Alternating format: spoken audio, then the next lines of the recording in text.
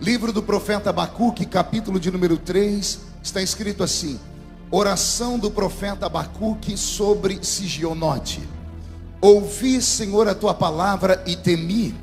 Aviva, ó Senhor, a tua obra no meio dos anos.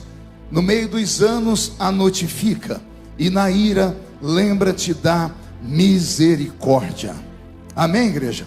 Como o texto é curto, eu vou ler mais uma vez para a palavra criar raiz no nosso coração. Oração do profeta Abacuque sobre Sigionote. Ouvi, Senhor, a tua palavra e temi. Aviva, ó Senhor, a tua obra no meio dos anos. No meio dos anos a notifica, e na ira lembra-te da misericórdia. E quem crê nesse texto, dê um glória a Deus. Vamos orar. Pai, mais uma vez nós oramos, e a minha oração não invalida a oração do pastor Ezequiel Montanha. Pelo contrário, a minha oração se soma a dele. E o nosso pedido é um só: que os céus comecem a trovejar a sua glória sobre a pequenina cidade de Camboriú, que é tão grande e tão importante para todos nós pentecostais do Brasil e do mundo. E antes que eu comece a revelar aqui os seus segredos, os seus mistérios, cerque este lugar com a sua presença. E num raio de 5 quilômetros, onde houver um demônio alojado, eu dou a esses demônios segundos para sumirem daqui, porque se não sumirem, serão queimados pelo poder da sua glória que aqui será derramada. Rasgue os céus sobre o estado de Santa Catarina. Manda anjos de fogo descerem aqui, que estes anjos desçam trazendo brasas de fogo nas mãos. Comecem a esparramar estas brasas entre nós, e onde houver um crente cheio do Espírito Santo, pega ele, Jesus, toma ela nas suas mãos agora. Agora, meu Senhor, e mostra o caminho da verdadeira e poderosa adoração. Fala conosco, fica conosco, é o que eu te peço agora e sempre. E toda a igreja diz: os que podem, tomem o seu assento, aplaudindo a Jesus, porque Ele é bom, porque Ele é maravilhoso, porque Ele é tremendo. Graças a Deus. Deus está aqui.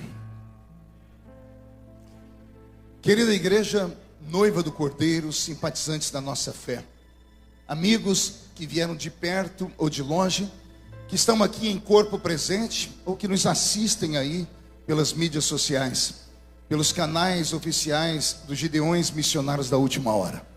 Aprove ao Santo Deus, nesses últimos dias, transformar este lugar mais uma vez numa casa de alimentos, não apenas para os que vieram aqui, mas para todos os brasileiros, e por que não dizer brasileiros que moram fora do nosso país, que amam o poder do Pentecoste. Camboriú não é só uma cidade, é um reduto guardado sob a mão de Deus. O Brasil todo, por onde eu já fui, olha que eu já preguei no Brasil em quase, um pouco mais de 4.000 municípios, pastor Nilton. E no mundo, quase 100 países. E não há um lugar onde eu tenha ido que as pessoas não falam que foram alimentados pelas palavras que saíram aqui desta doce e santa tribuna. Essa semana foi um alento. Essa semana voltamos a respirar ares de esperança. Desde domingo, esta casa se transformou no palco da revelação divina. O oráculo de Deus foi aqui rasgado. Profetas profetizaram, cantores cantaram, crentes entraram na presença de Deus dançando como Davi. Outros levantaram suas mãos para cima. Aqui uma mistura de crentes raízes daquela década antiga, dos crentes Nutella dessa geração mais nova. E não importa as nossas diferenças, o que nos une aqui é muito maior do que aquilo que nos separa. E mais uma vez nós ouviremos uma palavra daquelas que arranca tatu da toca e sabiá do toco. É claro que se houver algum pentecostal que me acompanhe aqui nesta palavra, posso ouvir mais um grito de glória a Deus daquele povo lindo e maravilhoso? Maravilha. A palavra Bíblia vem do grego biblos, que significa biblioteca, um ajuntamento de livros. A nossa Bíblia protestante tem 66 livros. 39 livros estão no Velho Testamento, 27 livros estão no Novo Testamento. Esses livros estão separados um do outro, alguns deles quase 2.000 anos. Imagine que tudo que nós temos aqui hoje na nossa mão levou 1.600 anos para ser escrito. Ou seja, o primeiro escritor da Bíblia jamais imaginou sonhar em conhecer o último da Bíblia. Mas quando você começa a ler a Bíblia pelo Espírito, você começa a sentir alegre. Parece que o escritor do Gênesis sentou para tomar um café com o escritor do Apocalipse. Embora eles estejam distantes 2000 anos quase, o que um começou, o outro terminou. Não é que o livro do Gênesis começa com um casamento entre Adão e Eva, e o livro do Apocalipse termina com um casamento entre Jesus Cristo e esta noiva linda que está me ouvindo pregar aqui nesta noite. Ou seja, há uma comunhão entre os escritores da Bíblia. Quantas e quantas vezes eu li esse livro e por ele me apaixonei. Esse livro mudou a vida de um menino que era cortador de cana de açúcar, que era apanhador de laranja, algodão, café, que nasceu em uma família extremamente pobre, pobreza abaixo da linha normal da existência, uma vida quase que indigna. Morávamos em 12 pessoas dentro de 2 cômodos. E quando eu encontrei nesse livro palavras de fé, que diziam o que eu era, coisa que ninguém nunca havia me dito, porque quando eu andava pelas ruas, os apelidos que eu tinha era trombadinha, filho de mãe solteira, menino pobre da Vila Tatu, menino que não tomava banho direito, menino macuquento e coisas assim. Mas quando eu entrei dentro de uma igrejinha pequena, mas viva, barulhenta, cheio daqueles crentes que quando deixavam Deus tomar eles, o pé deles permanecia na terra, mas a cabeça deles estava dentro da eternidade. Quantas profecias eu não ouvi daqueles velhos profetas que só tinham 2 dentes na boca, o zagueiro e o atacante. Não sabiam falar direito, erravam toda a língua portuguesa, mas quando falavam, eu não entendia aqui, mas eu sentia cada palavra aqui, e eu me agarrei a estas palavras, palavras do tipo misteriosas. Eu me lembro de um dizendo assim: eis que eu te vejo em um pássaro de aço, voando para cá e para lá. Eu nem sabia o que era um pássaro de aço, porque eu me converti com 13 para 14 anos no meio do mato. Aí um irmão traduziu para mim: é o avião. E eu fiquei com o olho espagalhado, esbugalhado, olhando para o céu. Quando passou o primeiro avião, eu dei um grito: eita, que um dia eu vou estar aí dentro. E os meninos que estavam do meu lado tiveram uma crise de riso. Eu falei: vocês estão rindo por quê? Eles disseram: olha onde você mora, na Vila Tatu, filho de uma mãe solteira. A sua mãe não sabe ler nem escrever, é uma lavadeira. E você um dia quer voar lá em cima? Eu disse: vou voar, porque a nova religião que eu tô, tem uns homens e umas mulheres lá que são profeta, e eles falaram que eu vou, e se falaram é porque eu vou. Vou e ponto final. Hoje, com 49 anos, sei que estou com cara de 60 e o corpinho de 70. Eu enjoei de avião. Para eu ir em Goiânia essa semana, o Roberto teve quase que fazer uma obra de boa cumba, porque crente não faz macumba. Para eu entrar dentro do avião, um avião pequenino, eu falei: não entro dentro dessa lata aí de jeito nenhum. Mas não tinha outro jeito, era entrar ou não ir pregar. Olha como Deus faz. Este Deus nunca mudou, e a presença dele está aqui nessa noite. Ele é o Deus das coisas pequenas, assim como pequeno é o livro do profeta Abacuque. Eu me lembro a primeira vez que eu tive um vislumbre do livro do profeta Abacuque, eu fiquei sem dormir. Era lá no salãozinho, pastor Daniel Candês, de uma igreja, no salãozinho da Rua 1, lá na minha cidade, pastor Nilton. Tinha um salãozinho que era um bar antigo, e a Assembleia de Deus que eu congregava alugou o bar. E nós tínhamos um culto lá, pastor Zilmar, e sentávamos lá 20 crentes, quando estava cheio dava 25. E eu gostava de ir lá, porque o pregador era o irmão Ovídio Ramos. Quem me segue pelas mídias, já ouviram meus DVDs, sabem quem é o irmão Ovídio. Sempre prestei para ele um tributo. Um velhinho, um presbítero de quase 2 metros de altura. A mão dele parecia uma raquete de tênis, uma voz de barítono, a barriga a lá assembleianos de antigamente, porque hoje está todo mundo fit, slim, né? Era aquela barriga chamada de curva da prosperidade, cemitério de frango. Aquela gravata dele por cima aqui, pastor Montanha, ficava escorada. Ele dizia para mim: não preciso de púlpito, porque eu já ando com um púlpito embutido. Ele colocava a Bíblia aqui em cima para pregar para nós. Coisas da vila, coisas da roça. E eu me lembro num culto de segunda-feira, ele chegou com os olhos brilhando. Ele que tinha a mão dele toda cheia de calos de trabalhar na roça. Ele agarrou aquela Bíbliazinha toda rota e disse: Deus falou comigo hoje de tarde que Ele vai levantar alguém aqui no nosso meio, e esse alguém vai ter a mesma graça do profeta Albuquerque.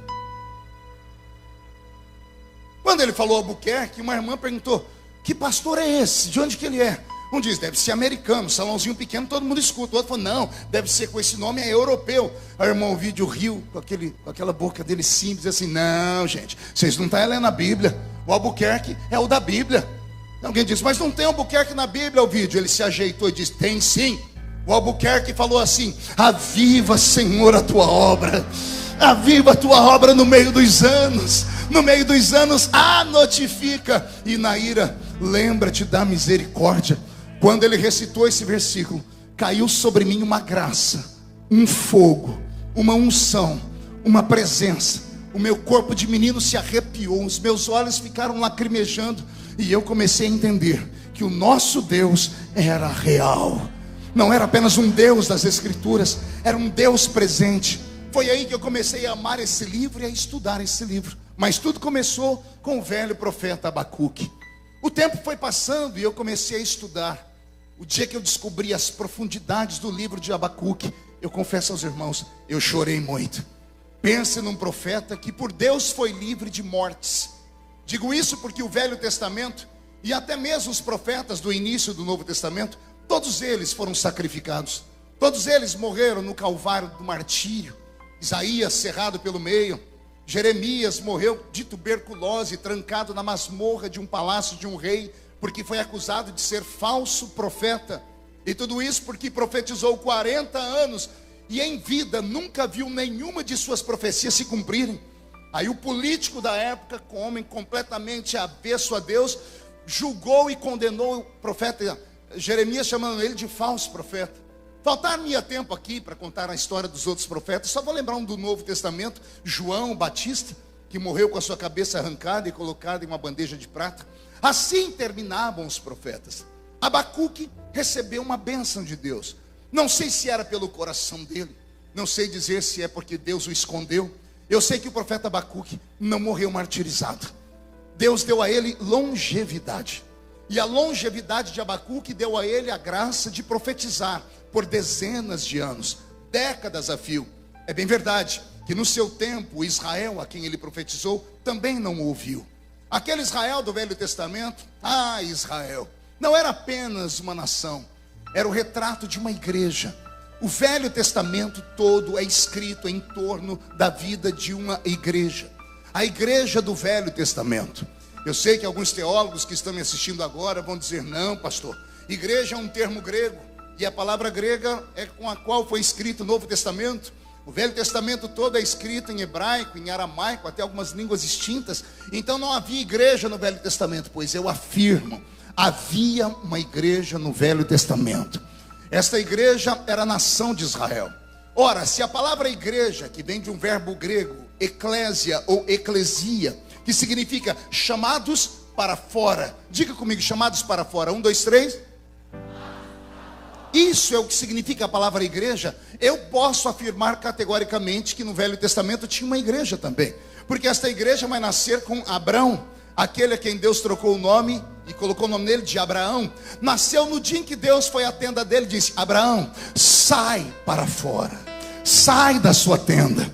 E sai para uma terra que eu ainda vou te mostrar. Se o termo no Novo Testamento é chamados para fora, e no Velho Testamento Deus usa Abraão para ser o pai da igreja, chamando ele de sai para fora, eu posso acreditar que havia sim uma igreja no Velho Testamento.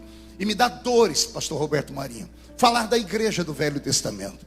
Uma igreja que faliu, uma igreja que fracassou, uma igreja que afundou, uma igreja que naufragou. E ao naufragar, ao invés de sobreviver se atracando a pedaços de madeira, a pedaços de profecias, a pedaços de palavras de fé, simplesmente deixaram ser sugados para o fundo do mar por falta de esperança. E é por isso, e somente por isso, que quando terminamos o Velho Testamento no livro de Malaquias, Deus se tranca no céu e por 400 anos não conversa mais com a raça humana. Se você não sabia, aprenda. Temos 2 testamentos por isso. No Primeiro Testamento, no Velho Testamento, na Primeira Aliança, no Antigo Pacto, Deus tentou de tudo. Mas todos os homens com quem Deus fez um pacto, estes homens quebraram o pacto. Deus levantou Adão, Adão pecou. Deus levantou os filhos de Adão pecaram. Deus levantou Moisés para ser o maior pastor do mundo. Imagine os senhores receberem uma igreja com 3 milhões de membros, prontinha. Foi isso que Moisés recebeu. Ele recebeu uma igreja que tinha 600 mil homens de guerra. Homens de guerra eram homens que tinham exatamente 30 anos de idade. Eram homens que tinham a sua emancipação dada pelos judeus. É por isso que o ministério de Jesus Cristo começa com 30 anos. É por isso que só com 30 anos ele vai ser batizado, ou seja, ele está emancipado. 600 mil homens com 30 anos saíram do Egito. Suponhamos que cada homem tivesse uma esposa, no mínimo um filho. Um homem com 30 anos é suposto que ainda tenha o pai vivo e a mãe viva. 5 pessoas em uma família, 5 vezes 600, 3 milhões de pessoas. Moisés recebe uma igreja com 3 milhões de pessoas e ele só tem uma função. Pergunte qual? Só falo se todo mundo perguntar. Tirar esta igreja do Egito e levar esta igreja para Canaã. Tirar de onde? E levar para onde? Saudade dos velhos tempos, quando nós não tínhamos música bonita ainda, mas os nossos pais cantavam corinhos que arrebatavam a gente. Tinha um que era assim, ó: caminhando eu vou para Canaã, caminhando eu vou para Canaã, caminhando eu vou para Canaã, glória a Deus, para Canaã. O que é que os nossos pais cantavam? Eles mostravam para nós a metáfora do Velho Testamento. Eles mostravam para nós uma história que aconteceu e poderia voltar a acontecer. Quem acompanha políticos deve de algum dia ter ouvido algum político recitar de cor durante a sua fala um texto que nós usamos muito: quem não conhece o passado está fadado a repeti-lo. Quem não conhece a história está fadado a caminhar pelo mesmo caminho e errar de novo. Os nossos velhos pais, que não tinham a cultura que temos, cantavam esses corinhos para nós nos lembrarmos que a igreja do Novo Testamento nada mais é do que uma sombra daquilo que a do Velho Testamento foi. É o reflexo dela. E assim os pastores modernos têm a mesma função de Moisés: tirar o povo do Egito e levar o povo para Canaã. Só que o pastor Moisés, que recebeu esse rebanho tão grande, começou o ministério dele esquisito. Ele começou matando um homem, enterrando na areia. E a Bíblia Sagrada, na boca do nosso sumo pastor, que é Jesus, vai dizer: o bom pastor não mata, ele dá a vida pelas ovelhas. Deus levantou um pastor gigante, o diabo foi e catou ele. Deus levantou o pai da fé, Abraão. E não é que um dia Abraão contou uma mentira que quase destruiu a sua família toda? No Novo Testamento, o nosso sumo pastor vai dizer que quem mente é filho do diabo. Deus levantou Davi para ser um homem segundo o seu coração, e o homem segundo o seu coração adultera e manda matar o marido da mulher. Deus levantou Sansão para ser o libertador de Israel, e o grande libertador morreu preso no templo de Dagon, atado a correntes. Deus levantou Salomão, porque há quem diga que o homem sábio não se perde no meio do caminho, mas o homem mais sábio do mundo morreu louco aos pés dos ídolos, das suas mais de 700 mulheres, fora as suas 300 concubinas. Ou seja, todas as pessoas que Deus levantou no Velho Testamento para liderarem esta igreja, acabaram de alguma forma se prostituindo espiritualmente com os espíritos da sua época. E por isso, quando chegamos em Malaquias, Deus dá um grito. Ele sai da terra, toma o seu trono, olha para a terra e dá um grito que nós usamos muitas vezes no púlpito dos Gideões em forma de tema: e agora, a quem enviarei? E quem há de ir por nós? E aí todo mundo grita. Isaías falou: eis-me aqui. Não era Isaías. Isaías estava vendo o céu, e ele só repetia o que ele ouvia. Deus disse: eu fui, não me aceitaram. E agora, a quem enviarei? Aí do lado de Deus Pai está o Filho, e é o Filho que grita: eis-me aqui, envia-me a mim para aquele lugar. É isso que é o Velho Testamento. Ora, o que me deixa mais assustado é que o pastor Moisés conseguiu sair do Egito, mas não deu conta de chegar em Canaã. E não foi só ele. Quem não deu conta de chegar em Canaã foi a sua igreja, que saíram com 3 milhões de almas, e só 2 entraram lá dentro daquele lugar: Josué e Calebe. Todas as demais foram mortas pelo próprio Deus naquele deserto. Tudo por causa de um pecado. Não foram 2 nem 10, foi só por causa de um pecado. Pergunte qual? pecado pior do que adultério, pecado pior do que assassinato. Porque para todos os pecados há uma desculpa. O que adultera, adultera dizendo assim, foi incompatibilidade de gênero, eu fui traído, então dei o troco. Há uma desculpa.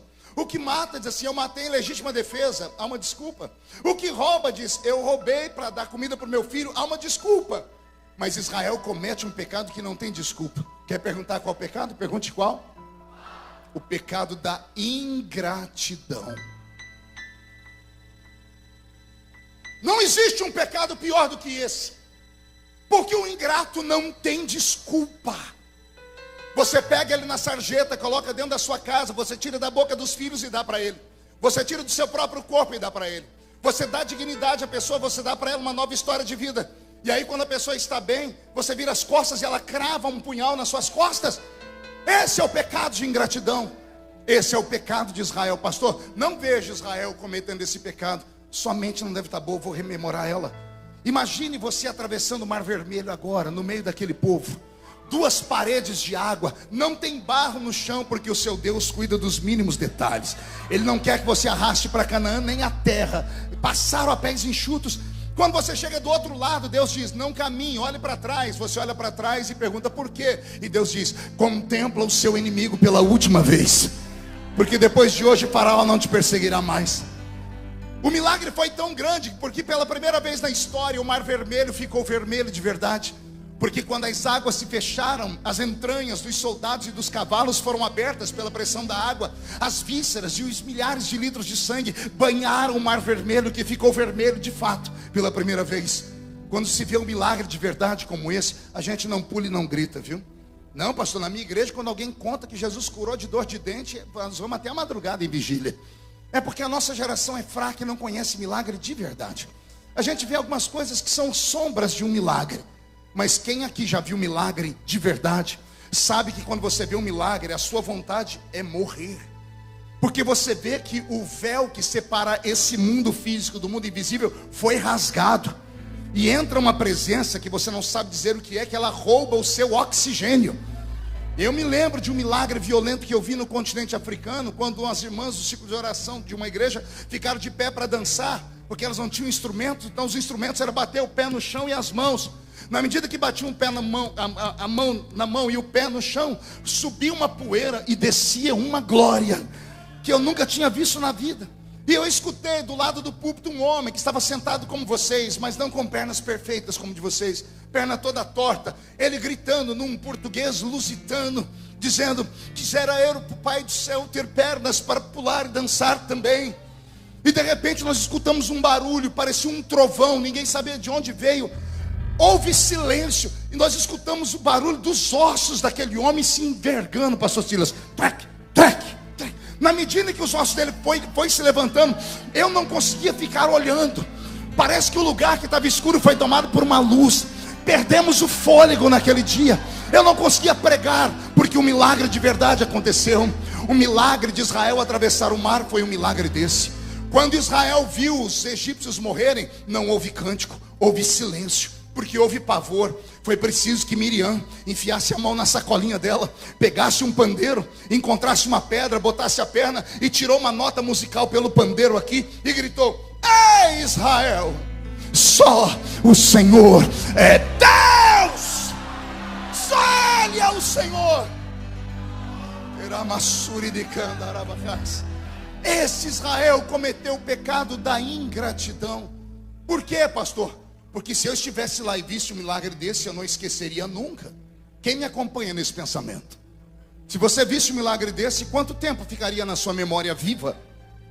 Veja só, esse milagre que eu contei aqui aconteceu há mais de 20 anos atrás, eu ainda me lembro dele vivamente.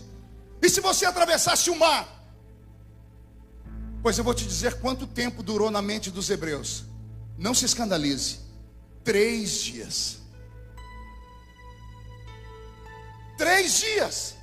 3 dias depois, Israel oprimiu Moisés em uma rocha e disseram assim para Israel, para Moisés: porventura não tinha cova para nos enterrar no Egito? Porventura no Egito não tinha pepino, cebola e alho? Olha o que é pensamento de escravo. Não adianta tirar o escravo da escravidão se você não tirar a escravidão de dentro do escravo. Você tira o escravo da prisão, mas ele ainda tem cabeça de escravo. Ao invés de começar a pensar coisas melhores, se fosse sentir saudade da picanha do Egito, eu entenderia.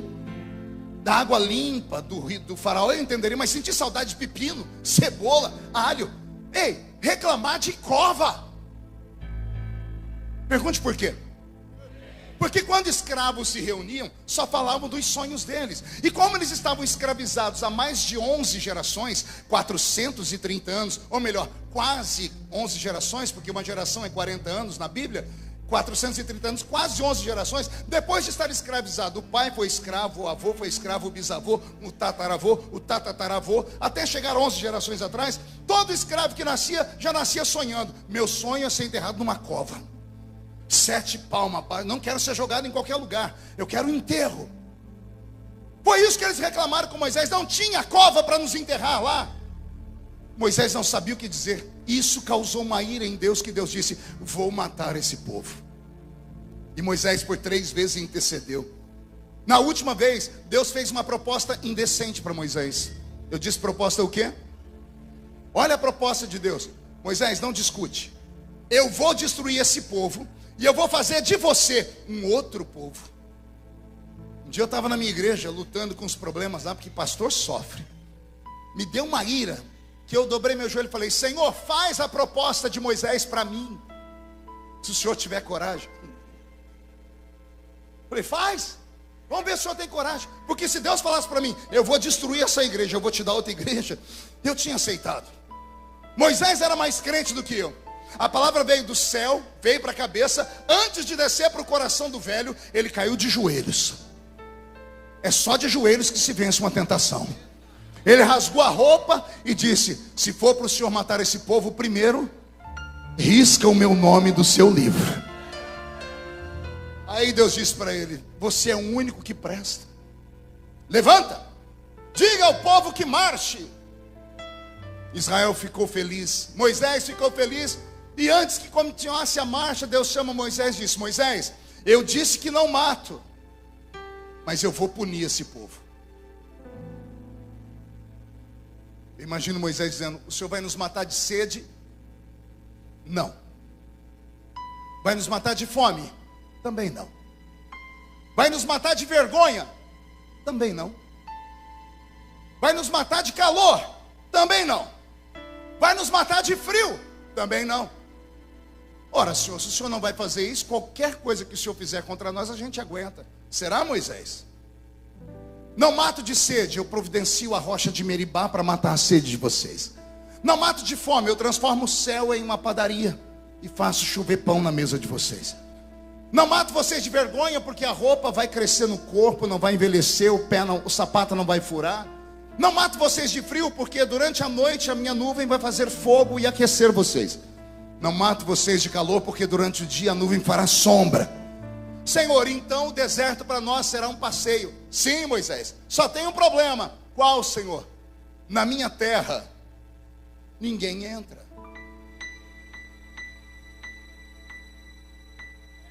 Eu vou falar de novo. Você vai ser próspero lá na sua igreja. Você não vai morrer de vergonha. O Senhor não vai expor os seus pecados. Você vai ter uma vida próspera. Tudo vai dar certo. Só tem um problema. Em Canaã você não entra. Isso aqui é uma pregação na contramão da avenida desse tempo moderno. Porque eu tenho pregado em algumas igrejas, quando eu chego alguém fala: pastor, o senhor não tem uma mensagem de autoajuda aí? Uma mensagem que põe o povo para cima, que eles vão conquistar, vai chegar, vai lá. Eu falei: amigo, eu sou assembleiano, não sou acostumado nada de autoajuda, eu sou acostumado com a ajuda do alto. Sou de uma época que Deus não era um gênio da lâmpada, que a gente esfregava, ele aparecia e realizava todos os nossos desejos. Sou de uma época em que os nossos pais diziam assim: não fique pedindo muito, porque você já ganhou mais do que você merecia. Você não tem que servir a Deus por aquilo que Ele tem para te dar, sirva por aquilo que Ele já te deu. E a gente perguntava: e o que foi que Ele me deu? E o pastor dizia: perdoou os seus pecados, escreveu o seu nome no livro da vida, afinou o seu ouvido, e se a trombeta do arrebatamento tocar agora, nada te segura nessa terra.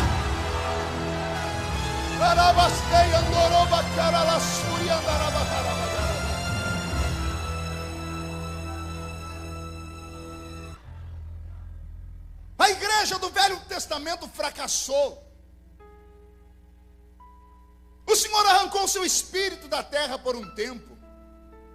Ele olhou para aquele povo e disse: vocês não merecem a minha presença e a minha glória. E é esta igreja do Velho Testamento que Abacuque por um tempo pastoreou. Ao pastorear esta igreja e sobreviver até o auge dos seus 70 anos, e o que eu vou falar agora, eu aprendi com um rabino lá em Israel, em uma temporada que eu fiquei lá. Há em Israel uma tradição que diz que os profetas que sobreviviam a todo o império, aos impérios, às lutas políticas, e fosse fiel ao Senhor, no final dos seus tempos, Deus dava a eles um presente. Pergunte o quê? Antes de jubilar os profetas, o Senhor deixava eles fazer um último pedido. Se fosse hoje, à noite, no seu quarto de hotel, na sua caravana, você fosse visitado por um anjo do Senhor, e o anjo do Senhor dissesse a você: você foi fiel no seu tempo, e o Senhor manda te dizer que os seus dias estão findando, mas antes de te levar para o céu, Ele vai te conceder um último pedido. O que você pediria? Pode confabular, pergunta para o irmão do seu lado. É um último pedido. Você vai partir dessa para outra. Eu fiquei imaginando, quando o rabino me contou isso, simples. Eu, no lugar de Abacuque, pediria mais dias para viver, longevidade de dias. Não podia pedir eternidade, mas viveria um tempo. Eu pediria dignidade, porque não tem nada pior do que você envelhecer sem saúde. A velhice, para mim, é o maior castigo que Deus deixou na terra para o ser humano. Pior até que a própria morte. Porque na velhice, sem saúde, você não tem dignidade. Semana retrasada eu estava na casa da minha mãe colocando comida na boca dela. O coração ficou desse tamanhozinho. Eu colocando comida na boca dela, e eu olhava para aquela senhora, e eu lembrava ainda de uma mulher forte, que me acordava de manhãzinha para me levar para a creche. E lá com 5, 6 aninhos, ela pegava um ovo cozido, que ela deixava meio mole, meio duro, e colocava sal. Era o meu café da manhã. Eu lembrava dela colocando na minha boca, não com colher, era com cabo de uma colher. E eu agora estava fazendo o papel inverso. Olhei para a velha, me lembrei que tinha comprado um pacote, ou 2 ou 3 de fralda geriátrica. Como a vida é enganosa. A velhice sem dignidade é triste. Se você, o velho com saúde, dá glórias a Deus. Ore para Deus dar longevidade aos seus pais, mas com saúde. Na ausência da saúde, se Deus não mandar um milagre, pede para Deus aliviar. Pede para Deus salvar e aliviar, porque não há dignidade. Abacuque está velho, poderia ter pedido longevidade, mas não pediu. Poderia ter pedido uma casa para os filhos, deixar uma herança, porque profeta e sacerdote não tinha riquezas, mas não pediu. Podia ter pedido qualquer coisa, mas não pediu, porque era um homem santo. Antes de fazer o pedido, o rabino me disse que Abacuque dobrou o joelho e usou pela última vez uma luneta telescópica, invisível e espiritual, que todos os profetas usaram. Sabe o que é uma luneta, né? Já viu filmes de piratas? Pirata coloca aqui aquele negócio que estica, regula e enxerga lá na frente. Os profetas tinham uma luneta dessa. Só que a deles não fazia eles enxergar 1 metro, eles enxergavam o futuro. Abacuque usou a luneta e enxergou Jesus antes de nascer, 700 anos antes. Pense num foco de uma lente. 700 anos no futuro, ele gritou assim: eis que uma virgem conceberá e dará à luz a um filho. Estou olhando aqui, colocaram, calma aí, estou vendo o nome dele. Colocaram o nome dele de Emanuel, que significa Deus conosco. Ele disse: só um minutinho, eu estou vendo, vixe, eu estou vendo ele crescer, estou vendo ele morrer. E ele morrendo, ele está assim. Não havia nele beleza nenhuma para que nós o desejássemos. Era um homem experimentado em trabalho e dores. Só que ele esticou mais um pouquinho e ele viu o Messias ressuscitar. E ele diz: e chegará um tempo em que ele reinará sobre essa terra. Profetas enxergavam o futuro através dessa lunetinha. É claro que isso é só uma metáfora. Abacuque, que enxergava o futuro, pegou a luneta e colocou nos olhos. E ele regulou para um futuro. Eu não duvido que ele tenha conseguido enxergar os nossos dias. Ele viu a história do seu povo se desenrolar ao tempo da história. Quando ele olhou, ele viu a diáspora dos judeus, eles ficando sem terra e correndo o mundo inteiro como errantes. Ele assistiu Jerusalém ser destruída 27 vezes, pastor Sila, por causa de guerra. Ele viu o templo de Salomão ser queimado, porque havia muito ouro, prata. Por isso que eles queimaram Jerusalém. Salomão enfeitou Jerusalém com ouro. Havia uma estrada de uma das portas proféticas, que era a entrada do rei, que ela ia direto para o santuário, para o templo de Salomão. Era pavimentada em ouro. Quando entraram os governantes mundanos lá, queimaram a cidade para derreter o ouro e arrancaram o ouro dali. Milhares de anos mais tarde, aquela porta se abre e um descendente de Davi vai entrar. E ele vai entrar em cima de um jumentinho. Alguém se lembrou da profecia que o rei ia entrar, não tinha ouro, então o povo tirou a roupa e colocou. Tiraram os galhos das árvores e colocaram, porque o rei tem que ser recebido com o sacrifício do seu povo. Aleluia. Ele assistiu em loco Israel se perder. Ele viu seus filhos se desviarem. Mude a música, Beto. Ele viu seus netos se tornarem ateus. Ele enxergou Nietzsche, um filósofo judeu, que decretou a morte de Deus no seu tempo. Ele enxergou outros judeus que ganharam um prêmio Nobel porque fizeram coisas boas para nós, mas esqueceram que Deus era de verdade. Ele viu os cânticos da Bíblia serem apagados. Ele viu a falência dos salmos. Ele viu as histórias serem deixadas de contar. Ele enxergou os nossos dias e nos viu aqui. Pastor, mas o que temos nós a ver com eles? Nós somos a extensão de Israel. Nós somos o novo Israel. Não entendeu? Vou falar de novo. Eu não estou pregando aqui para brasileiros hoje. Eu estou pregando aqui para um novo Israel. É João quem disse, ele veio para os judeus, mas eles não aceitaram. Mas a todos quanto receberam, deu-lhes o poder de serem feitos filhos do Deus vivo. Abacuque enxergou os nossos dias e ele viu tudo se perder com o tempo. E me perdoe, porque nesse momento eu vou ficar um pouquinho saudosista, mas eu acho que como velho de barba branca eu tenho todo o direito. Fui entrando aqui hoje, chegando aqui em Itajaí, falei com os meninos que estavam comigo no carro, que saudades. Saudades quando eu vinha para cá em 1988, dentro de um ônibus. O ônibus nem ar-condicionado tinha. Atravessar São Paulo para chegar aqui, mas a gente não estava preocupado com conforto. A gente vinha orando, cantando. Quando alguém via a placa de Santa Catarina, começava dentro do ônibus um movimento. Quando a gente via a placa Camboriú, o fogo descia. Nesse mesmo lugar aqui, não tinha esse pavimento, aqui tinha uma cozinha, a gente fazia uma fila imensa para comer aqui, aquela comida abençoada, aquele arroz vaticano, em papa.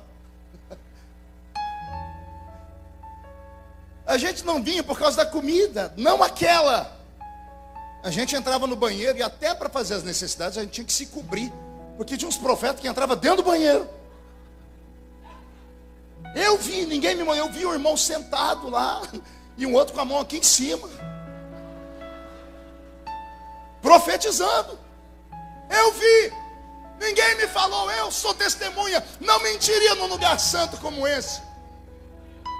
Eu vi aquele ginásio antes de ser estendido e o púlpito era do lado oposto, quando numa manhã missionária levantou 2 profetas ao mesmo tempo, um no início e o outro no fim, e o ginásio quietou, e os 2 profetas profetizavam a mesma coisa. Não tinha microfone, então Deus deu aos 2 a mesma palavra. Eles paravam, oravam em línguas juntos e soltavam a profecia. Saudade daquela manhã missionária, que Deus tomou o pastor Gregório Charzuk, chamou uma oferta e eu não tinha um centavo para dar. Foi me dando uma tristeza, porque nem comida eu tinha. Eu vim porque os irmãos me ajudaram a chegar aqui. E de repente ele gritou, agora eu quero a maior de todas as ofertas, eu quero a vida, quem quer ser entregue na mão do Senhor? Eu falei, isso eu tenho. E eu saí correndo. correram junto, me derrubaram, eu derrubei os outros, pisaram em cima de mim, eu pisei em cima dos outros. Eu me joguei na frente do altar. Eu acho que foi para mim, eu não estava olhando. Eu ouvi a voz do pastor Gregório dizendo: Deus está recebendo esse menino aqui, ó. Saudades. Saudades de um tempo em que esse púlpito não era um ringue de boxe, onde pessoas se utilizavam dele para bater nos outros e desaforar. Saudades de um tempo em que tudo que ouvimos aqui dava um norte para as crianças, para os adolescentes, através da Rádio Marumbi. Que eu saía da minha casa para ir na única irmã da minha cidade que tinha um rádio movido a válvula, colocava a Rádio Marumbi e a gente ficava ouvindo. As nossas referências não eram Neymar, não era o Ronaldinho Gaúcho, não era o Ronaldo Fenômeno, não era o Cristiano Ronaldo, não era a Bruna Marquezine. Nossa referência era esse púlpito.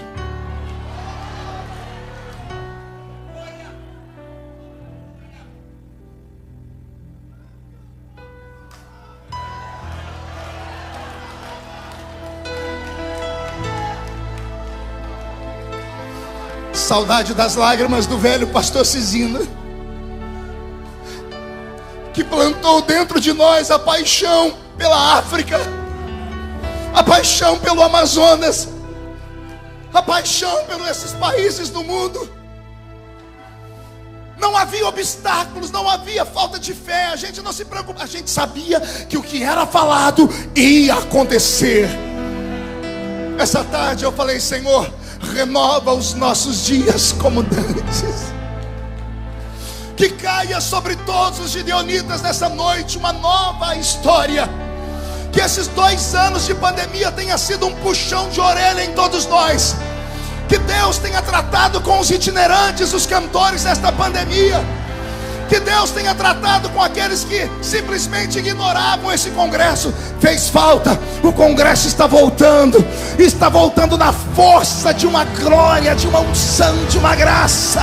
Eu quero profetizar que quando esta festa terminar, a sua vida não será mais a mesma, os seus sonhos serão renovados. Jesus vai batizar com o Espírito Santo novamente.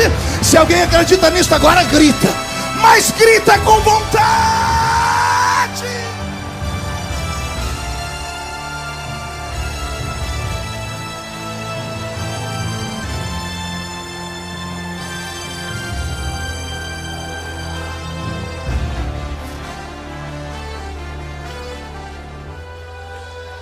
O velho Abacuque,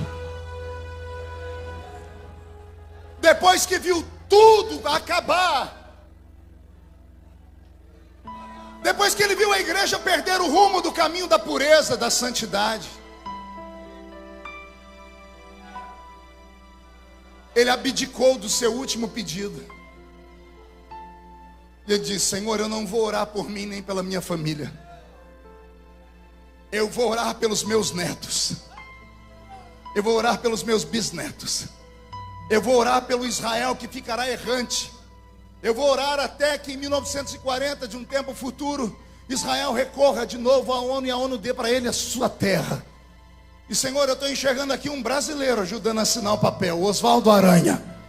Estou enxergando algo, ainda há esperança. Eu quero acreditar que Abacuque, depois de ter visto tudo isso, ele encheu o pulmão de ar e disse: Senhor, aviva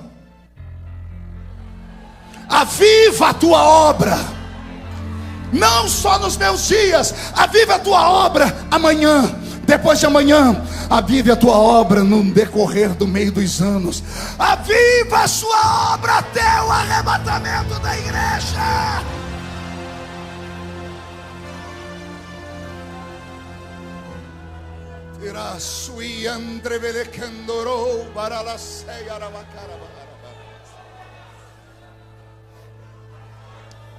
Beto, mude a música. Esta pandemia trouxe muitas lições. Essa pandemia brancou o mundo. Fiquei 2 anos dentro de casa. E eu agradeço a Deus por ter ficado. Teve um dia, me deu um faniquito, uma angústia. Peguei o carro e saí andando sem rumo na minha cidade. Passei por uma rua e vi a velha igrejinha onde eu aceitei Jesus. Parei o carro, sentei no meio-fio e fiquei olhando para dentro das grades da igreja. Como a mente da gente é prodigiosa. A minha mente começou a desenhar imagens da minha infância. Eu, garotinho, chegando naquela igreja, fui lembrando de escola dominical, fui lembrando de tudo. Foi uma viagem no tempo, Abner. Foi uma coisa bonita. Só que de repente, parece que eu escutei o culto. A igreja estava fechada, mas eu escutei o culto. Eu escutei os irmãos orando. Eu lembrei de pelo menos umas 3 línguas estranhas. Dos irmãos da minha época, tinha um que orava, a oração dele, no final do culto, a primeira vez que eu vi, eu perguntei se a mãe dele era dona de uma floricultura. Ele perguntou por quê, eu disse que você ficou o culto inteiro falando samambaia, samambaia. Que samambaia é essa? Era a língua estranha dele. Eu me lembrei. O coração foi ficando pequeno. Falei, Jesus, para as lembranças. O Senhor disse, você entrou, agora não tem como sair. Aguenta. Eu olhei para a esquina e me vi menino entrando, subindo a igreja, atrasado, olhando para um reloginho digital, igual o do Bolsonaro. Meu Deus, estou atrasado. O atrasado meu era 7h05. Porque o culto começava às 7h30. Mas para nós já era atrasado. Porque 7 horas era lei estar dentro da igreja. 7 horas cada um tinha o seu canto e íamos orar. Chegar às 7h05 era um transtorno, porque a gente tinha que sair pulando os irmãos. E o medo de esbarrar nos irmãos que estavam orando. Tinha uns irmãos que, você chegava na igreja, eles ainda estavam no átrio. Mas tinha uns que já estavam lá no Santo dos Santos. Eu ia para o grupo de mocidade, que ficava de lado, assim, o púlpito aqui. Ciclo de oração de cá, a mocidade de lá. Eu entrei, antes de ir para o grupo de jovens, eu olhei para o púlpito. Dependendo dos pezinhos virados para trás, eu já sabia quem ia dirigir o culto. Quando eram os presbíteros que tinham lá, não dava muita empolgação, porque tinha uns lá que era muito bruto. Eles começavam o culto com um sininho. Alguém lembra de sininho aqui? Chacoalhava aquele sininho até quietar todo mundo. Tinha um outro que começava o culto batendo palma. Amém, amém, amém, amém. Vamos ficar em pé, vamos orar. Mas tinha um velhinho lá, que era o meu pastor. Pastor José Bispo dos Santos. Um baiano sem pescoço. Tem 2 tipos de baiano, com pescoço e sem. O baiano sem pescoço, cuidado com ele. A cabeça é colada aqui. A criatura é brava que só Jesus. Pastor Bispo era bravo, mas era um homem santo. Quando ele estava no culto, eu disse, hoje o culto vai começar diferente. Eu dobrava meu joelhinho lá, eu chegava lá entre os 2 canelas de fogo, nós tínhamos um trio, era o trio Parada Dura da igreja. Quando a gente chegava antes do culto começar, os irmãos iam chegando na esquina e diziam assim, está tendo visitante na igreja. Chegou uma caravana, olha o barulho. Chegava lá, era o Pedro, o Tiago e João. Gritava, a gente concorria para ver quem gritava mais alto. Como as cadeiras não existiam, eram só banco de madeira, os bancos sofriam na mão da gente. Eu espancava aqueles bancos, dava tapa, dava soco, batia a cabeça no encosto. Chegava atrasado, ia lá no meio dos dois, olhava o banco estava tudo molhado. Às vezes de lágrima, às vezes de cuspe. Mas não tinha problema, era só chegar, fazer assim com a mão e orar. E a oração ia crescendo. Quando dava 7h29, o coração quase saía pela boca. Eu só dava uma olhadinha assim por trás. Eu vi o pastor descruzando o pezinho. Ele ia para o púlpito e falei, vai ser agora. Ele pegava o microfone, ajeitava a altura dele e ele começava a cantar assim.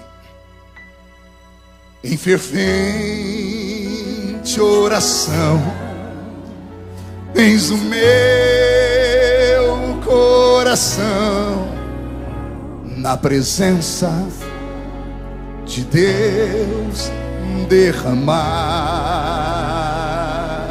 Canta! Mas só podes fluir o que estás a pedir quando tudo deixares faltar.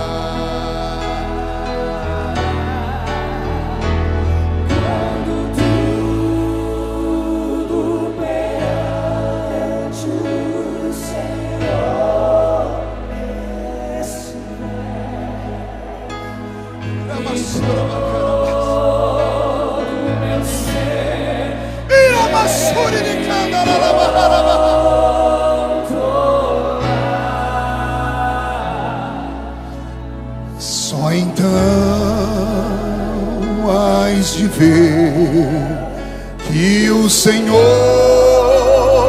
tem poder quando tudo deixares faltar.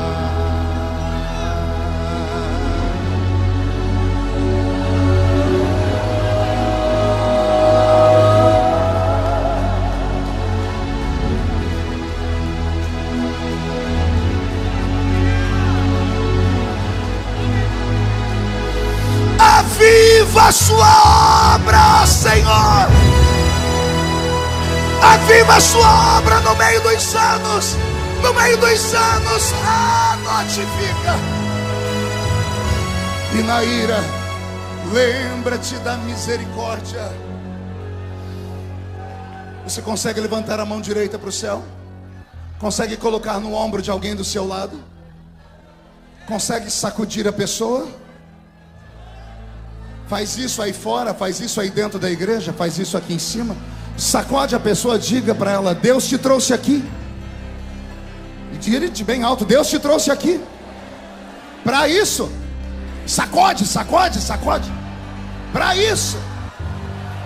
Deus te trouxe aqui para sacudir as suas memórias, para sacudir o seu ministério, para sacudir a sua igreja, a sua caravana, para sacudir a sua existência. Deus te trouxe aqui para sacudir você, gideonita.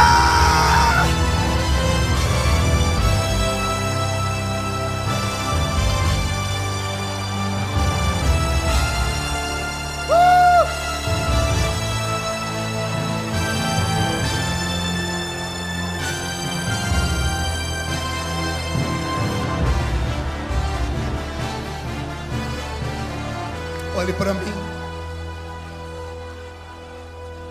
Aguenta, coração. Isso é os Gideões.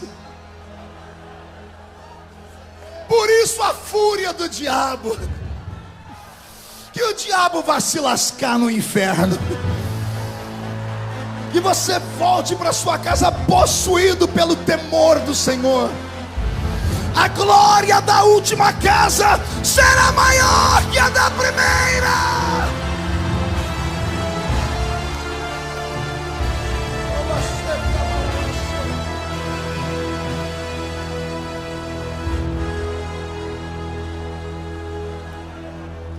Abacuque, sente só mais um pouquinho.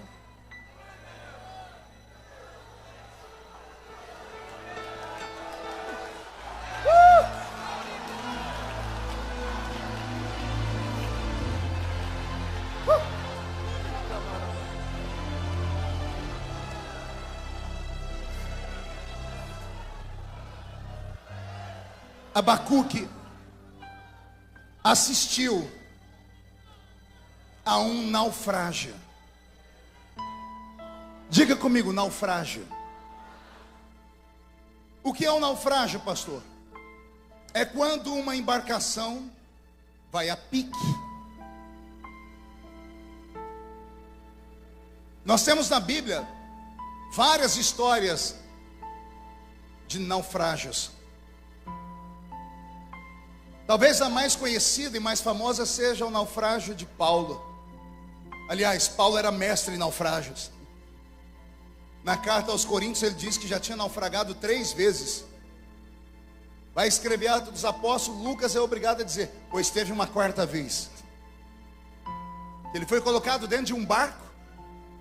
Era um barco mercantil, porque o barco já era cheio de trigo. Vai vendo, vai anotando aí. Era uma embarcação cheia de trigo. E tinha alguém cuidando da embarcação. E esse alguém que cuidava da embarcação só podia ouvir 2 pessoas: o capitão e o mestre. Mas tinha Paulo dentro da embarcação. E Paulo é profeta. E o profeta falou para eles: não sigam viagem, porque vai haver perda de matéria e de vidas. E o centurião que cuidava daquela embarcação disse assim: não, Eu vou ouvir o capitão porque ele conhece a técnica.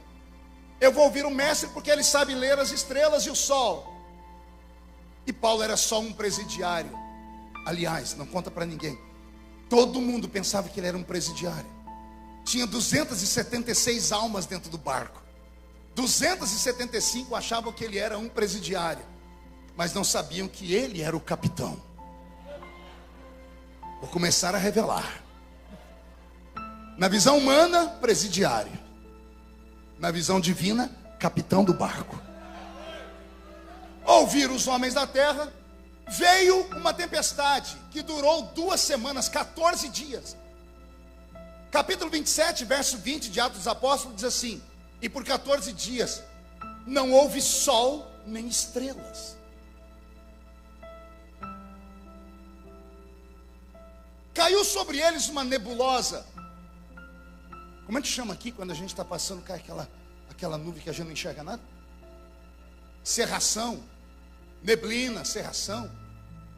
Caiu uma cerração no mar.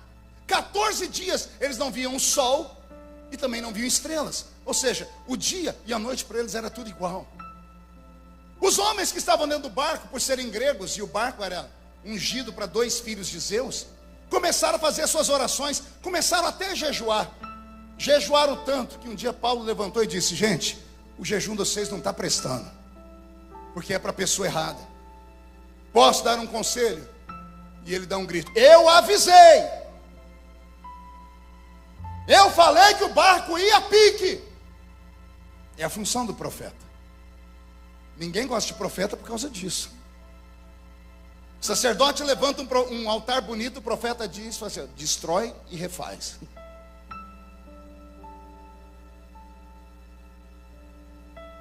Eu avisei, ninguém quis me ouvir.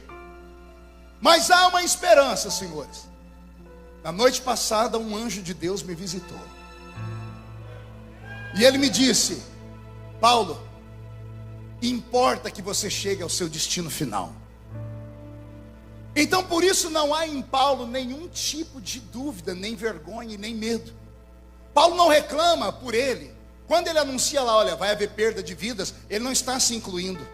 Pergunte por quê? Porque ele tinha promessas. Alguns entenderam. Quem tem promessa está imortalizado. O Deus que livrou ele 3 vezes, ia livrar ele de uma 4ª, uma 5ª, uma 20ª. Enquanto ele não chegasse ao destino final, enquanto ele não testificasse às autoridades de Roma, a morte estava proibida de tocar nele. Por que é que você acha que o Covid não te levou, mesmo você sendo entubado? Vou falar de novo. Por que é que você acha que você não foi embora, mesmo saindo todo mundo machucado daquele acidente e você ileso? Vou falar de novo. Por que é que você acha que você não morreu daquela enfermidade, daquelas... Por que que nada aconteceu? Sorte, o escambau. Não era sorte, era promessa. Promessa sobre a sua vida. O plano estava traçado. Eu vou encher o pulmão para falar isso e você pegar. Há um plano sobre a sua vida e ela já está traçado.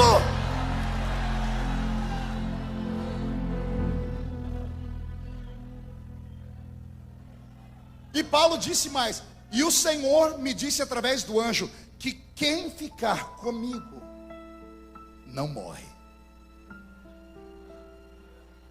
Não falei que o prisioneiro vai virar capitão? Se ficar do lado do capitão e do mestre ali, morre. Mas se ficar do lado do profeta, vive. Eu quero saber se alguém fica do meu lado aqui nessa noite. Do lado do profeta, mesmo sendo coisas loucas. Então, como profeta, eu vou te dizer: estamos naufragando. Mas o naufrágio não é o final. Por que não, pastor? Porque quando naufragar de tudo, ou você vai aprender a nadar. Se você não souber nadar, você vai procurar um pedaço de madeira. E se não achar um pedaço de madeira, Deus vai colocar outra coisa lá. O negócio é que você vai sair vivo e vai lá para a beira da praia. Nesse naufrágio coletivo da igreja evangélica brasileira e mundial, foi feito um censo agora. 30% dos crentes não voltaram para a igreja após a pandemia. E alguém diz que a pandemia desviou os crentes. Mentira. A pandemia só revelou os desviados. Foi isso que aconteceu. Deus começou a filtrar. Ora, como é que você acha que os anjos vão fazer a colheita final? O joio tem que ser tirado do meio do trigo. Você não deu conta, aí vem Deus com a pandemia, Ele dá conta. Por que você está sentindo um ambiente livre aqui?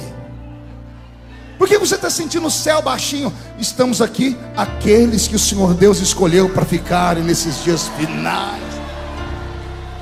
Então, diga para o seu irmão, estamos naufragando, mas tenha bom ânimo. Olhe para mim, por favor, em nome de Jesus, eu vou ajoelhar para pedir. Em nome de Jesus, não faz igual o Leonardo DiCaprio no filme do Titanic. Faz não. Faz não. Ih, pastor, aqui é a Assembleia de Deus, ninguém viu o Titanic. Quem assistiu o Titanic? O povo todo viu. Ainda mais porque contaram que no final cantaram um hino da harpa lá, né? Como é que é o hino mesmo que cantaram lá? Mais perto.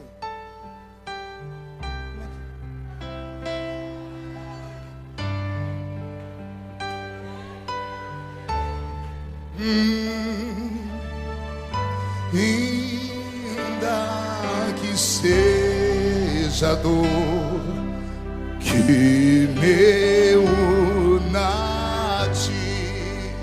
O coro é bonito, dá para sair? Sempre te suplicar. Por quê? Mais perto quero estar.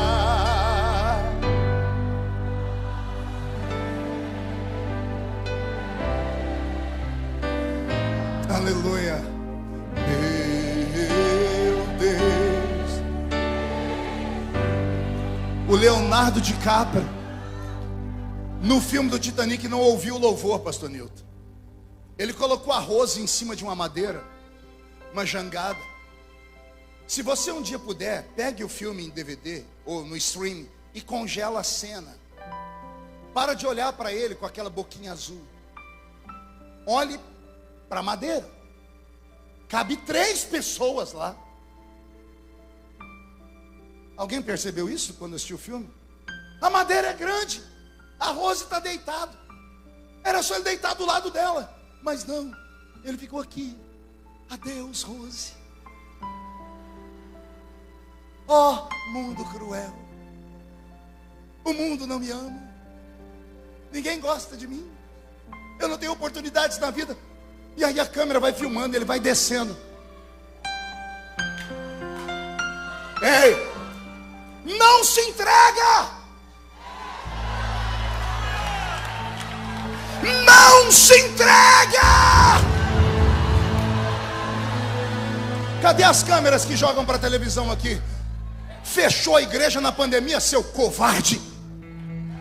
Foi voltar a trabalhar de Uber. Deus não te chamou para ficar atrás de um volante. Ele te chamou para guiar a sua igreja até o arrebatamento. Reage! Reage! É a sua chamada.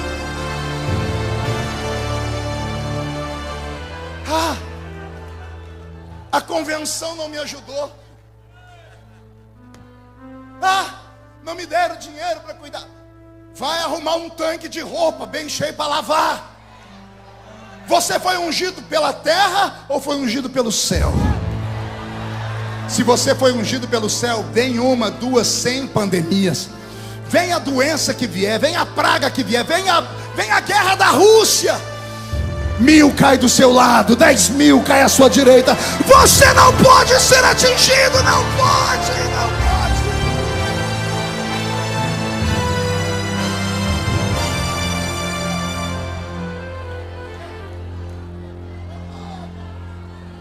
Paulo, dentro do barco, deu um grito de avivamento. Ele olhou para as pessoas que tinham entregado os pontos, Silas, disse assim: tenham bom ânimo, tenham esperança. Esta é a palavra dos Gideões. Não acabou não. Só acaba quando acaba. Quem começou a frase foi Deus.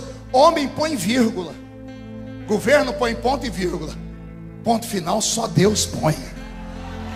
E ainda tem muita história para acontecer na sua casa, nos seus filhos, nos seus sonhos.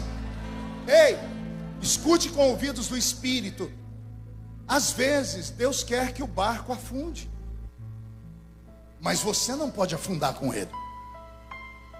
Deixa o barco ir embora.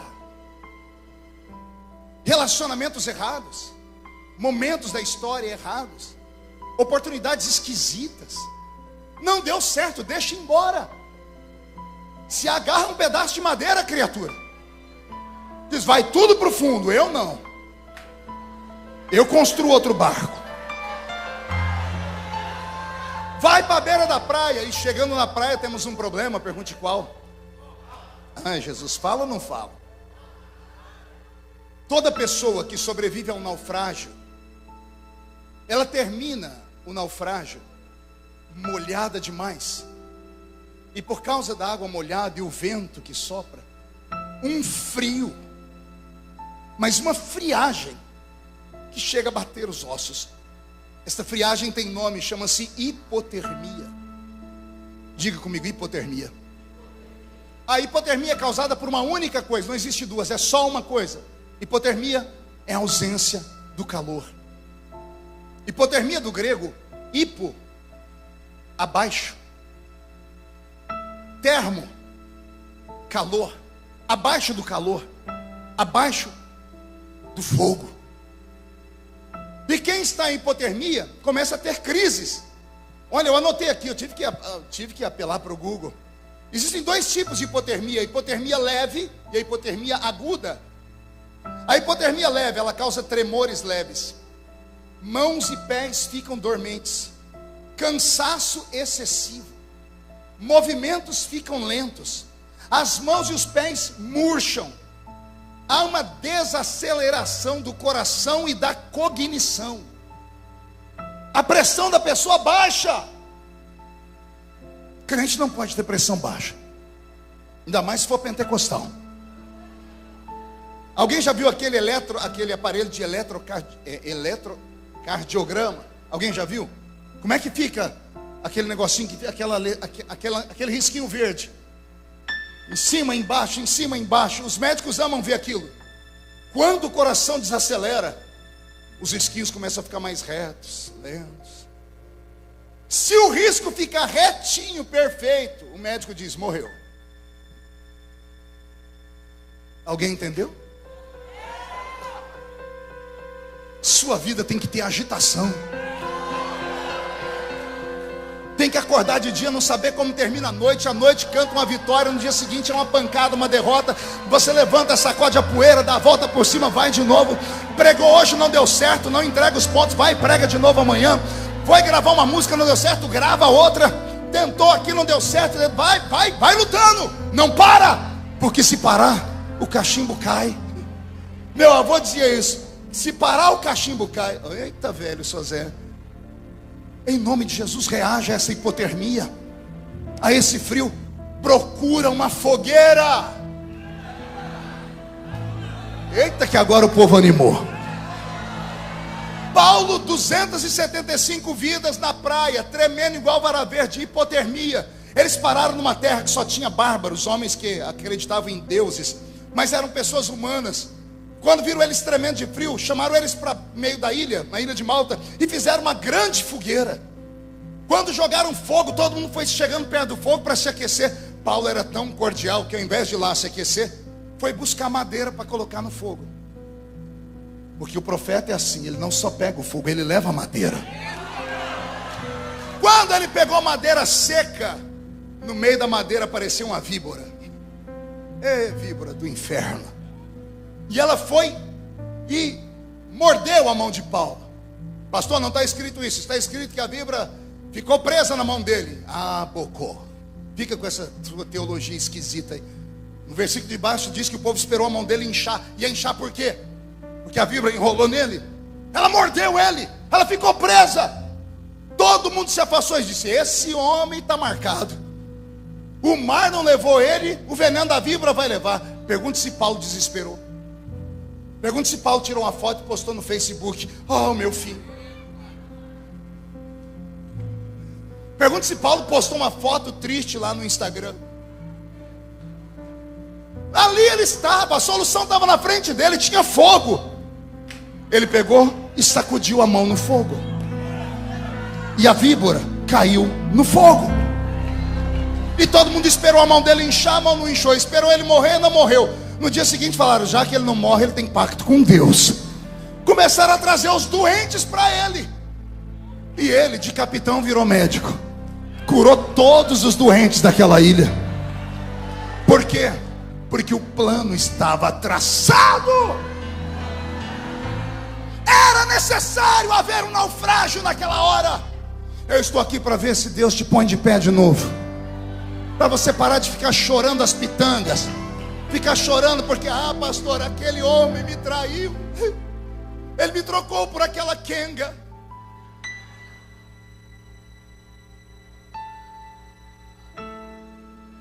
Vamos enxergar de outro ângulo.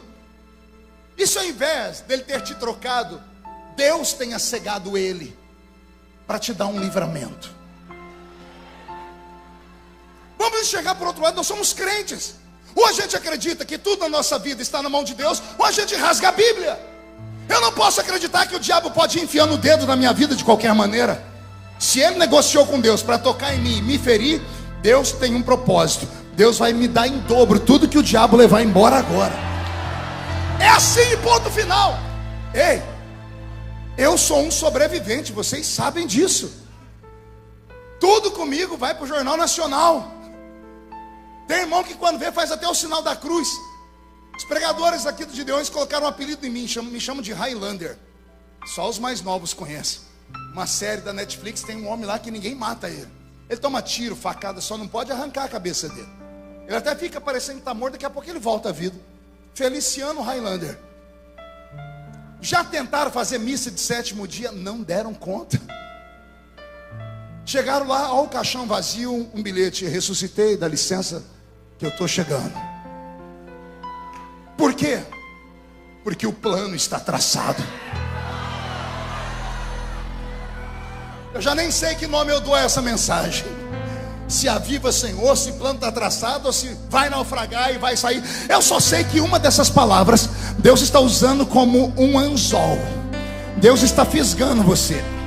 Eu não sei como você entrou aqui em Camboriú, eu sei como você vai sair. Você vai sair cuspindo fogo. Quando chegar na rua da sua casa, Zé Pilindra, Zé Pilantra, Chucaveira, Tranca-Rua, Preto Velho, Nega Velha vão sair da sua frente. E você vai dizer: sai, porque eu estou chegando. Eu estou chegando.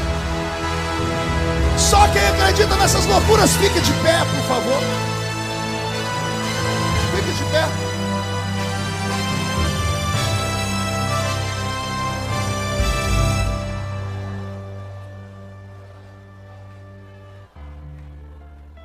A hipotermia, eu anotei aqui.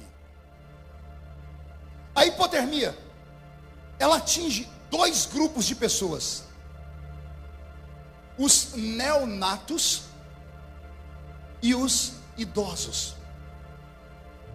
Um idoso, depois de muito tempo, ele perde a sensibilidade, ele não sente o frio e acaba morrendo de hipotermia.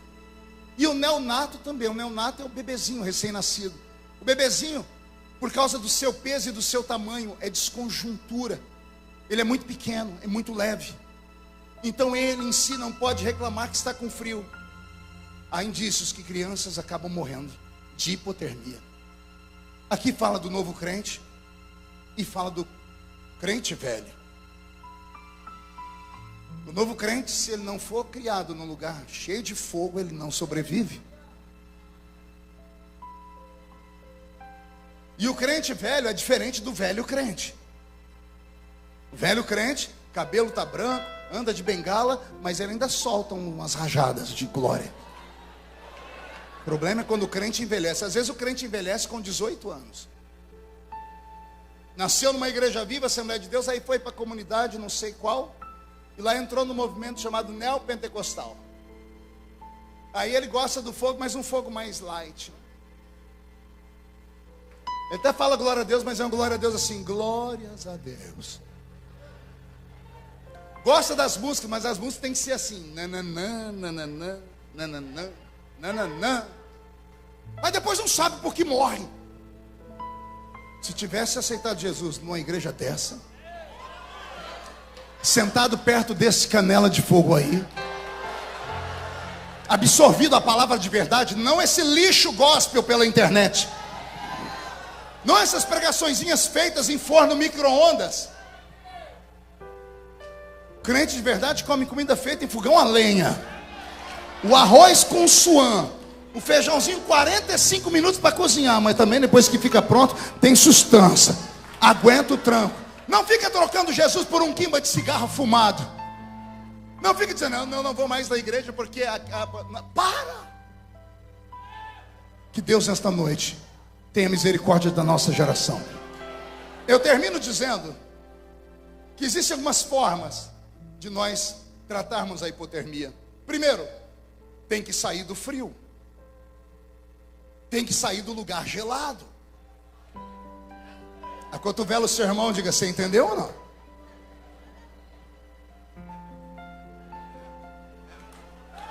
Eu quero avivamento. Que avivamento, mas fica lá naquele lugar.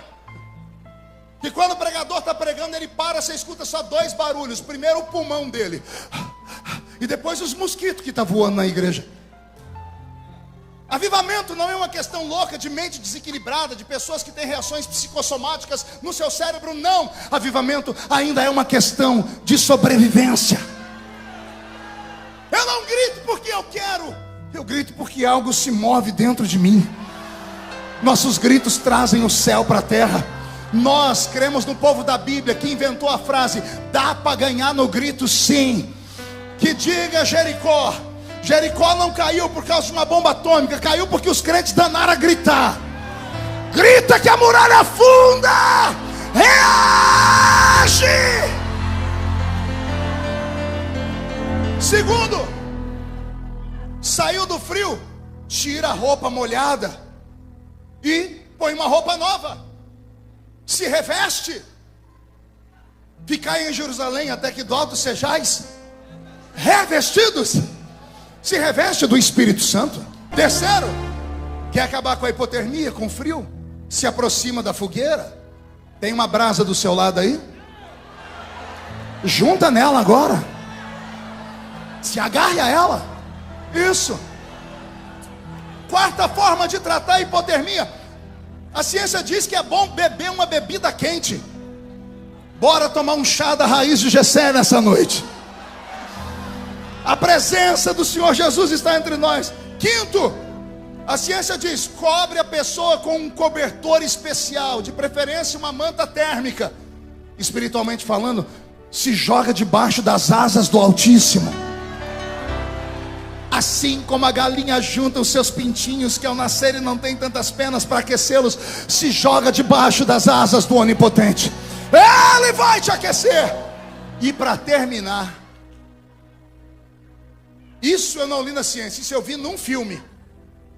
Um cidadão caiu dentro da água gelada, pisou no lago gelado. Tiraram ele, tiraram a roupa dele, e as pessoas que estavam perto tiraram a roupa também, e abraçaram ele, porque o corpo humano chega a 60 graus. Abraçaram o cidadão e ele não morreu por causa de um abraço. Oh meu Deus. Vamos abraçar aqueles que estão frios. Vamos trazer de volta um tempo de despertamento e de avivamento. Pegue na mão da pessoa que está do seu lado. Tem um homem na Bíblia que eu citei ele aqui enquanto pregava.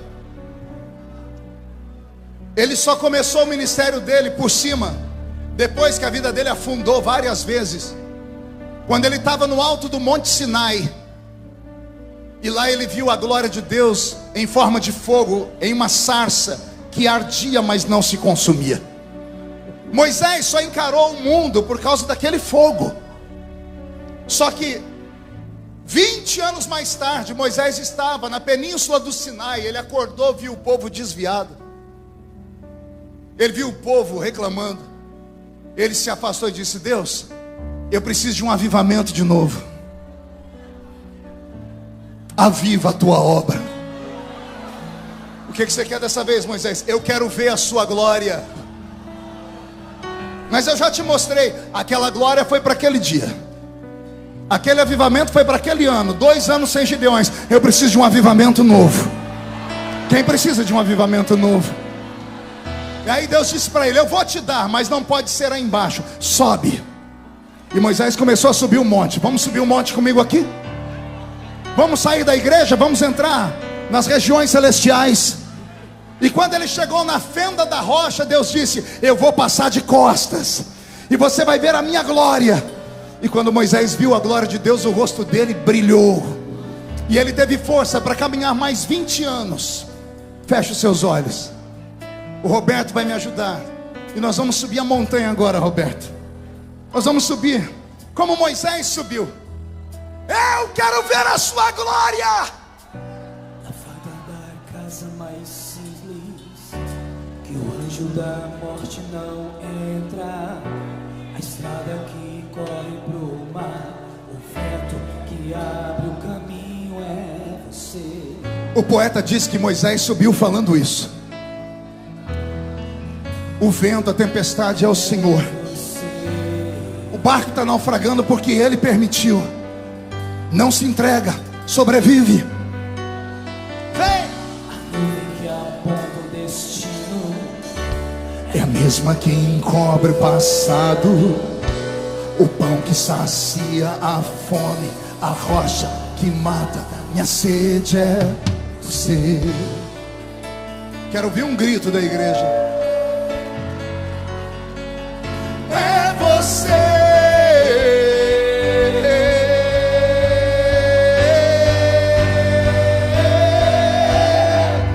Mais perto do monte, mais perto da face, me espanto com o peso da tua glória.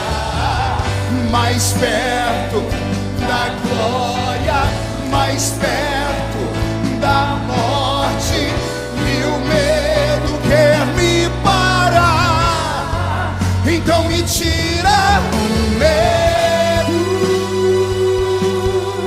que me faz dizer: Moisés, suba em meu lugar. Me faz entender, quero ouvir. tempestade é você, Chuva forte, o vento forte, e o que me faz tremer as pernas, a porta aberta. Solte a mão do seu irmão, levante ela para o céu. É tudo sobre você. De novo. Mais perto do monte, mais perto da face, me espanto com o peso da tua glória. Mais perto da glória, mais perto da morte, e o medo quer me parar. Então me tira o medo que me faz dizer: Moisés, suba em meu lugar. Vem, vem! O quê?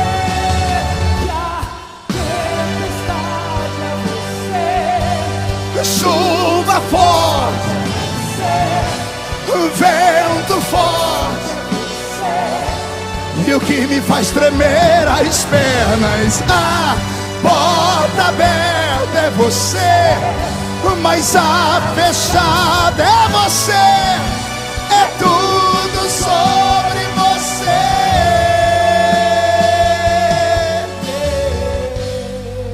Fecha os olhos. Abre a boca. Levante as mãos para o céu. Os batizados com o Espírito Santo, me dei um coral de línguas. Eu quero ouvir um coral de línguas estranhas. Pastor, eu nunca falei em línguas. Seja batizado agora. Reage, reage, reage. Isso, grita, pula, salta, adore, adore, adore, adore.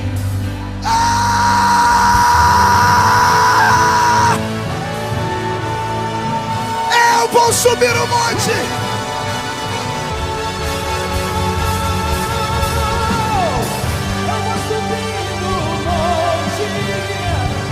muitos desistiram e vão ficar lá até te encontrar. Eu vou entrar na casa e vou fazer morada e vou ficar lá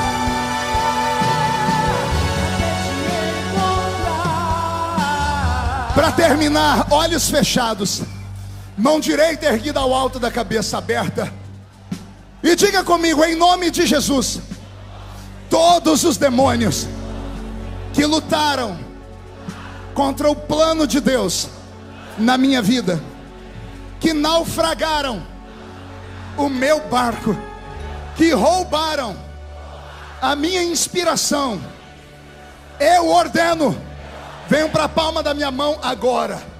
Fecha a sua mão, feche os olhos, eu vou contar até 3, você vai jogar no chão e vai pisar em cima. E aí você vai abraçar 2 ou 3 pessoas e vai dizer para eles: não podemos ficar sem os Gideões, eu quero ficar nessa casa, porque Deus é santo. 1, você nunca mais será o mesmo. 1,5, sua família sentirá orgulho de você de novo. 2, quem viver verá para ver o que Deus fará na sua história depois desta festa. 2,5, Camboriú continuará sendo a terra do avivamento. 3, jogue no chão, pise em cima.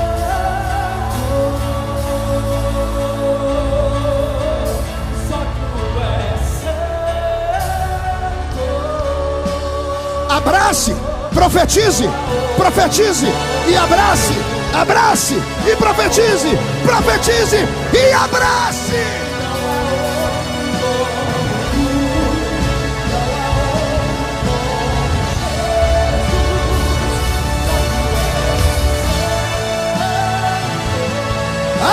Onde está o coral?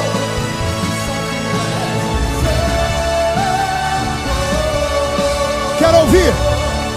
Não há outro como tu, não há outro como tu, não há outro como tu, não há outro como Jesus. Uma coisa vou pedir, deixa eu ficar neste lugar todos os dias da minha vida. Canta, Gideões! Vou pedir, deixa eu ficar neste lugar todos os dias da minha vida. Uma coisa vou pedir, deixa eu ficar neste lugar todos os dias.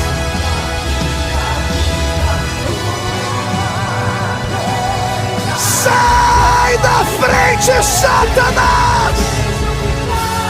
Neste lugar todos os dias.